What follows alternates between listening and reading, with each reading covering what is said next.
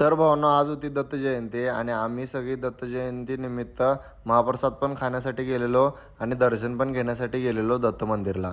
हे दत्त मंदिर आहे 8 नंबर गल्लीत आमच्या इथं शाहूनगरात. त्यामुळे सगळ्यात पहिला काही भावना आज जाऊन मंदिरात जाऊन पाया पडून आलो.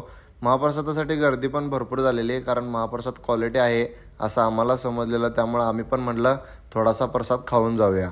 महाप्रसादमध्ये काय काय होतं तुम्हाला सांगतो भावानो.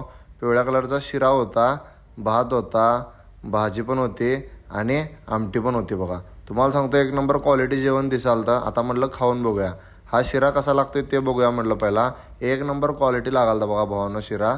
आणि मला वाटतं की तो शिरा फक्त खाण्यासाठी पूर्ण पब्लिक इथं आलेलं म्हणजे महाप्रसाद खाण्यासाठी.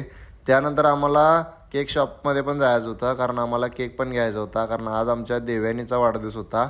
त्यामुळं अशा प्रकारे केक घेतलेलो बघा आम्ही आणि घरात येऊन मग काय सेलिब्रेशन चालू झाला. लय मोठ्याने केला नाही पण